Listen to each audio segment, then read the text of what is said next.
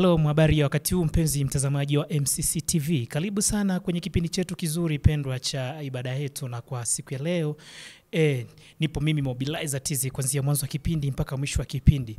Bana, ni dakika chache tu tunakuletea uchambuzi kwa kifupi, uchambuzi wa ibada yetu ambayo imeweza kufanyika hapa Mbeya City Church.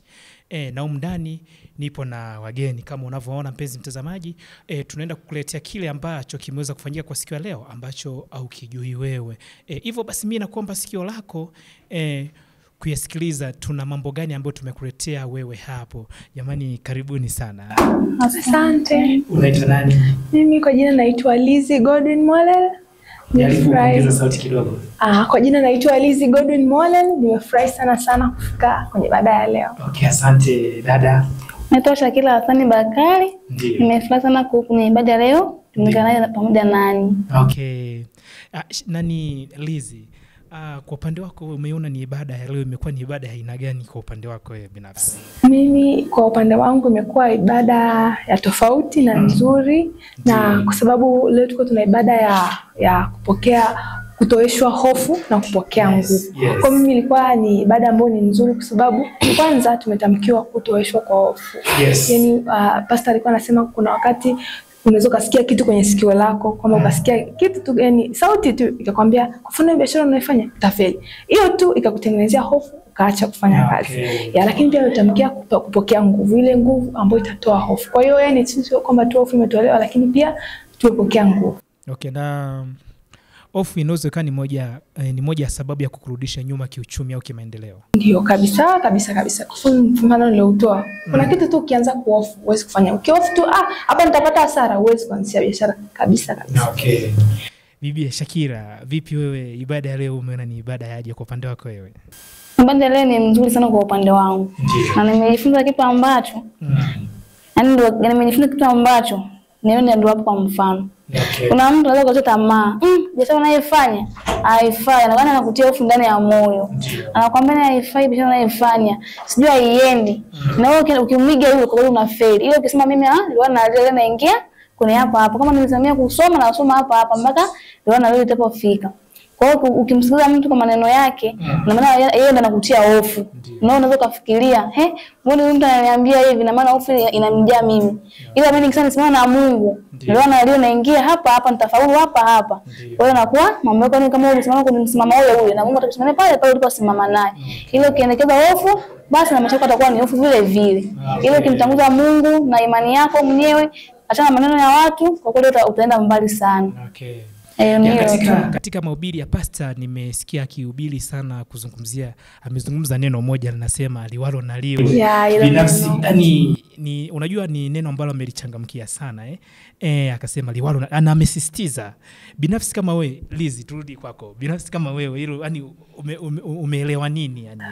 Na limekuinspire vipi? Mimi hapo ni kuna kitu, unajua sisi binadamu tumetengenezewa kwa namna ambayo yani kufanya kitu kama hauna uhakika wa 100% kufaulu ni vigumu sana. Lakini leo pastor kana tufundisha kwamba liwalo na liwe, kwamba inabidi tu na mindset kwamba haijalishi kitatokea nini unafanya. Na pia kwenye shuhuda za watu tumeona kuna watu ambao wamejaribu kufanya na liwalo na liwe limekuwa jambo zuri. Kwa hiyo mimi katika liwalo na liwe kitu kingine ambacho amekigusia, unajua liwalo na liwe huwa tunafikiria sehemu moja kwamba liwalo na liwe kama nitafaulu au nitafeli. Lakini leo pastor ametupa mtazamo mwingine wa liwalo na liwe. Akawa ametoa mfano kwamba katika ile neno la liwalo na liwe unaweza kufanya biashara tofauti. Kwamba kama kuna biashara yoyote ambayo inaweza kuwa na iwe, yani kama kuna biashara yoyote ambayo unaweza kufanya, kama unaweza kupika, kuuza mandazi, kama unaweza kufanya biashara, yani kazi yoyote ambayo wewe unaweza kuona inafaa wewe unaweza kuifanya, iwe liwalo na liwe. Mimi nimependa revelation hiyo ya liwalo na liwe. Shakila, katika maisha yako mwenyewe hili jambo iliwahi kutokea wapi, yani kusema kwamba kuna kitu ambacho uliamua kufanya siku moja wakasema sasa hapa mimi naamua kufanya liwalo na liwe, imekukumbusha wapi katika maisha yako? Mimi nikumbusha ndio ambazo kazi nazifanya pale. Kwa mimi pale nafanya kazi watu wengi tu wakanisema huyu boss nini na nini, ingawa mimi ningewafuata maneno ya watu kwa kweli nisingetoboa, ila mimi ngalo langu na lile nikaingia pale pale mpaka nikifikisha miaka 4 na 5 na boss yule yule, kwa hiyo sasa nimeshaona mwonekano mwingine tofauti na wale ambao watu wamekuwa wananiambia. Kwa sasa hizi kwa mfano hapo watu wengi walisema utajenga utafanyaje, ila mimi sikuweka hofu ndani yangu na nikasema naingia hapa. Kwa kweli Mungu sasa kanionyesha njia, nimeenda kwa jengea wazazi wangu, nitaenda kuwafanyia wazazi wangu vitu fulani. Kwa kweli ndio limenifurahisha zaidi ya hapo.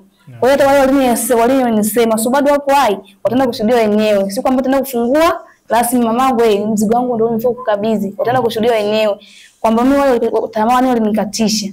Ila sijawasikiliza, sijafanyaje. Kwa kweli mimi nimenyuka pale pale ambapo leo na lile nimeingia pale pale na nimenyuka pale pale na mafanikio yangu nimeyaona mazuri kabisa. Hata leo hivi simuongea pastor kuhusu leo na lile, kwa kweli moyo wangu limegusa afu nikafurahi mimi binafsi, yani mtu ninajifurahisha. Kwa kweli nimeingia. Ina maana ulifurahi kwa sababu kuna jambo fulani ambalo umeamini ndani yako. Alishaamini ndio maana yani moyo ukashtuka pop. Alinisema tu leo na lile ukashtuka moyo wangu pop. Sababu nilikuwa najua. Mimi watu wananiambia hapa fai na nini, ila ingawa sijawasikiliza. Ingawa mwasikiliza nisingefika hapa leo. Hiyo nikasema leo na lile kama na test naingia hapa. Kwa kweli nimeona matokeo mazuri kabisa kwa upande wangu. Mpaka leo nimefikia hapa. Lizi, kupitia msemo huo mtazamaji unamuinspire vipi? Unamhamisha vipi? Mimi ninachomshauri mtazamaji ni kwamba unajua sisi binadamu Mungu ametuwekea mawazo makubwa. Kama kuna kitu unaona katika moyo wako, katika akili yako, unaweza kukifanya, ifanyie kazi. Baba yetu Nabii Dr. Jeremiah huwa anatuambia fanyia kazi wale unalofikika. Ukiona kuna kitu ambacho unaweza kufanya kikafanyika, wewe usiangalie utafeli au utafaulu. Mimi naona wewe fikiria liwalo na wewe fanya. Mimi nilikuwa nawatolea mfano kwamba unaweza kugombea kwenye nafasi fulani, ukafeli kabisa kwenye nafasi, lakini bado ukapewa nafasi nyingine kwenye nafasi tofauti. Ndio hivyo katika biashara. Unaweza ndio ukafeli kwenye hiyo biashara, lakini wakati unafanya biashara utapata knowledge ya kufanya biashara nyingine. Kwa kweli mimi nawashauri mimi naamini mtu ambaye anakusikiliza hapa na kutazama live kupitia MCC TV anaweza kawa yuko inspired na maneno yako ambayo unazidi kuelekeza hapa, na katamani kabisa akawa na moyo wa kufanya kutimiza huo msemo ambao aliwalo na liwe. Imetokea sasa ndo amefanya kwa mara ya kwanza sasa. Wamesema sasa hapa kupitia Lizi alichokizungumza ngwana mimi sasa nifanye liwalo na liwe. Mwisho wa siku akashindwa kutoboa sasa. Umeona? Na akakata tamaa. Mtu namna hiyo unamshauri vipi? Mshauri katika maisha wanasemaga hakuna kitu ambacho yani kina faida tu au kina hasara tu. Hapana. Hata kama ameona kabisa amefeli, hebu angalie. Kweli haiwezekani amefeli kabisa. Lazima kuna namna, kuna faida ipo. Lakini pia angalie kama amefeli, kwa nini amefeli? Yani hatuchukulii tu kwamba umefeli, hatuangalie tu kilichotokea mwisho. Tunasema kufanikiwa sio tu ile end result. Hapana, kufanikiwa ni process. Ni process. Kwa pia hata katika kufeli sio tu kufeli, asiangalie tu kufeli, angalie process aliyoitumia. Lakini kikubwa kitakachomsaidia kabla ya kufanya kitu, atafute maarifa. Kama kuna biashara amefeli, angalie kuongea na mtu ambaye anafanya biashara kama hiyo, ajaze maarifa. Maarifa ni moja ya kitu ambacho kinamsaidia mtu asifikie kwenye sehemu ya kufanya nini? Ya kufeli. Hakikisha awe na maarifa. Na hata kama ameshafeli, atafute bado maarifa. Maarifa ndio atakayomtofautisha yule aliyefeli. Okay. Unajua watumishi wa Mungu wale wengi huwa wanatufundisha mambo mengi sana.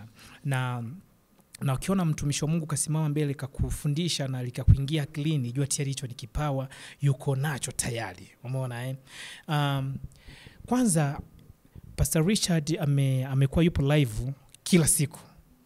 Kila siku TikTok. Na amekuwa akifundisha masomo mengi sana. Nimeona watu yani kila mimi nikiingia pale TikTok kusoma zile komenti za wale watu naona wanamuelewa kwa haraka sana. Yani hivi unafikiri ile jambo kwake ni karama tayari anayo au ana kitu ndani yake? Maana leo kakufundisha liwalo na lio na umeelewa. Kwa haraka lazima yani kutakuwepo na kitu ambacho umedetect kwake. Ni kitu gani? Nimekiona kwa Pastor Richard, huwa anafundishaga vitu fulani. Mtu mwingine ambaye anaweza kapita kusema hicho nakijua au hicho kiko hivi, lakini yeye anafundisha kitu fulani ambavyo ni basic lakini ndo cha msingi. Yani ambacho kinaendana na maisha. kinachotakiwa. Kwa mtu mwingine anaweza kusema hicho nakijua lakini hakifanyi. Anakijua ndio lakini hakifanyi. Lakini pastor anafundisha kwa namna ambayo anahakikisha sio tu kwamba ukijue lakini ukifanye. Lakini ukifanya nini? Ukifanye. Yaani hata ambapo anafundisha anataka mtoe mifano, mfanye nini ili iwaingie, na ukikuingia tunajua utaweza kufanya nini? Kufanya. Kwamba akiweza kutengeneza mindset yako ukamuelewa, utaenda kufanya nini? Kufanya. Kwamba baada ya kusikia utafanya nini? Utafanya. Kwa mimi napenda ambapo yani anafundisha kitu fulani lakini anakufundisha kwa namna ambayo lazima utaenda kukifanya. Hautabaki tu unakijua. So unaona kwa mfano hapo umetufundisha liwalo na liwe. Hajatufundisha tu kwamba tujue liwalo na liwe, lakini ametufundisha kwamba kama kuna kazi yote ambayo unajua unaweza kaifanya, lakini kama kuna ujasiri wote ambao unauhitaji wa kwenda kufanya kazi, upate ukafanya. Ndio pia tumetamkiwa nguvu. Na nguvu tumetamkia mwanzoni kabisa, afu baadaye akatufundisha liwalo na liwe. Kumbe alikuwa anatupatia nguvu ili ukipata idea yoyote uende ukaifanyie nini? Wewe ukaifanyie kazi, kwamba tayari una nguvu ya kufanyia kazi. Kwa mimi napenda ambavyo hatufundishi tu kukariri, hatufundisha kwenda kufanya. Yes, of course Pastor Richard ni mtu ambaye amekuwa akitoa sana mafunzo mazuri sana, na especially kwenye maisha. Jinsi ya kufight yani kwenye maisha. Shakila, pastor amekuwa akituhimiza sana vijana kufight, kupambana. Yani katika mafunzo yake hapa kanisani amekuwa anahimiza, yani unaona anaweka nguvu kubwa sana kutuhimiza sisi kufanya kazi ili tujikwamue kiuchumi. Binafsi kama wewe hilo jambo unalielewa au unamuelewaje yeye? Mimi binafsi nimeelewa kwa sababu sisi vijana tuna mambo mengi. Yeye anavyosema hivyo ana maana yake kubwa sana. Ndio maana utakuta mtu anakuta mtu mmoja anameta mara 3, neno mmoja mara 4 anasema. Anamaanisha yeye. Sisi vijana wazee ni wengi ni wameharibikiwa. Ila hadi kijana aje kumwelewa mchungaji inakuwa ni ngumu sana. Ndio maana utakuta kwa mtu anaongea mara 3, anaongea mara 4, neno moja hilo. Anasema fanyeni hivi, fanyeni hivi. Yeye anamaanisha ya kwamba kwa mfano mimi natukua kwa mfano kwangu. Anaweza kaniambia wewe hii njia sio sahihi, ila simama hapa. Inabidi mimi nimsikilize. Endapo ningesimama pale ningesimama na hiyo neno la Bwana ambaye anasema mimi nitafanikiwa.